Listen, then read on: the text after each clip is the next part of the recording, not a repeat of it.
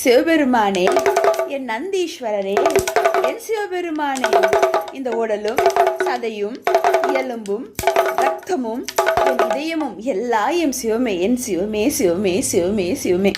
ஒரு நாள் இந்த உடலானது சாஞ்சி போகும், கேட்டால் மரணம் என்பார்கள். ஆனா இந்த ஆத்மாவுக்கு அழிவில்லை, அது மோட்சத்தை தான் அடையும் என்பது இந்த நொடியில் அப்பன் சொல்றாரு. மகளே, நீ தர்மத்தை கடைப்பிடி, நியாயத்தை கடைப்பிடி.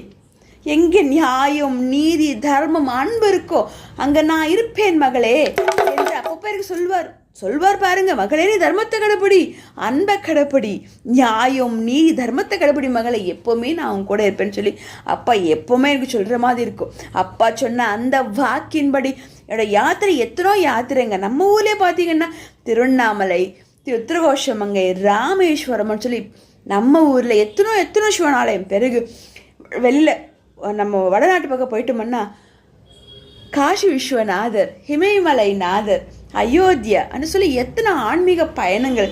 இமயமலையிலே, கேதார்நாத்திலே, பத்ரிநாத்திலே, துங்கநாத்திலே, ஹரித்வாரிலே, ருஷிகேஷில் எத்தனை சிவனாலயங்கள். அப்பா என்ன கூட்டி கொண்டு வந்தாயா பகவானே, நான் என்ன பாகியம் செஞ்சேன்னு சொல்லி என் சிவபெருமனுக்கு நான் சொல்லிக்கொண்டே இருப்பேன். அப்போ நான் ஒரு மக தனியாக இருந்து இவ்வளோ விஷயங்கள் பண்ணியிருக்காளா, இவ்வளோ யாத்திரைகள் போய் வந்திருக்காளா அண்ணா, இதுக்கு பின்னால் யார் இருக்கா? என் சிவபெருமான் மட்டும்தான், என் சிவபெருமான் மட்டும்தான். வேறு யார்? ஒரு துடிச்சலாக ஒரு கும்பாபிஷேகம் மலபார் உற்சவத்தில் பலாயிரக்கணக்கான மக்கள் இருந்தாலும் என் சிவபெருமான் அம்பிகை தாயார் அம்மையப்பன் அர்த்தநாரீஸ்வராக வந்து என் அம்மனலங்காட்டில் கூட்டி கொண்டு போகிறாங்களே, நான் என்ன பாகியம் செஞ்சேன் பகவானேன்னு சொல்லி அப்பா கிட்ட நான் கேட்பேன். பகவான் சொல்வார், மகளே, நீ தர்மத்தை கடைப்பிடிக்கிற, நீ நியாயத்தை கடைப்பிடிக்கிற, உங்க கூட எப்பவுமே நான் இருப்பேன். இது தாங்க உங்களுக்கு. எப்பவுமே பகவானை உண்மையாக நேசிங்க, சிவநாமத்தை சொல்லுங்க, தர்மத்தை கடைப்பிடிங்க. நம்ம வீட்டில் சாப்பாடு சமைச்சதுக்கு அப்புறம் முதல் சாப்பாடானது தர்மத்துக்கு வைங்க.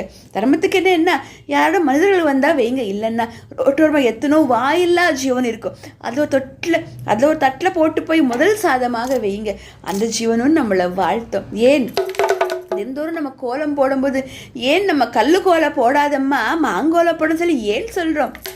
அதில் நான் மாங்கோலம் அந்த பச்சரிசி அரைச்சி மாங்கோலம் போடும்போது அதில் பாருங்கள் எத்தனோ வாயில்லா ஜீவனம் வந்து சாப்பிடும். ஒரு எறும்போ ஒரு ஈயோ எத்தனை கண்ணுக்கு தெரியாத ஜீவனம் எத்தனையோ இருக்குது. அதெல்லாம் வந்து சாப்பிடும்போது அதோட பசி ஆறும்போது நமக்கு அது வாழ்த்தும். ஆஹா, இந்த வீட்டில் யாரோ ஒரு புண்ணியவதி நமக்கு சாப்பாடு வைத்தால் பாரு, அவள் நல்லா இருக்கட்டும் சொல்லி வாழ்த்துவாங்க இல்லைங்களா? அதுதானே நமக்கு வேணும் இல்லைங்களா? கண்டிப்பாக தர்மத்தை கடைப்பிடிங்க, நியாயத்தை கடைப்பிடிங்க, இறைவனை மனதார பிரார்த்தனை பண்ணுங்க.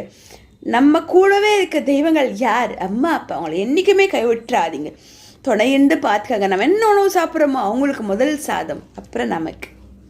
கண்டிப்பாக இதெல்லாம் பண்ணுங்க. இறைவனை உண்மையாக நேசிங்க, இறை தொண்டு பண்ணுங்க. அம்மா அப்பாவுக்கு தினந்தோறும் முடிஞ்சளவுக்கு நமஸ்காரம் பண்ணிட்டு நீங்கள் வெளியில் போயிட்டு வாங்க, நிச்சயமாக நீங்கள் நல்லா இருப்பீங்க. அவங்க தான் சிவம். சரிங்களா?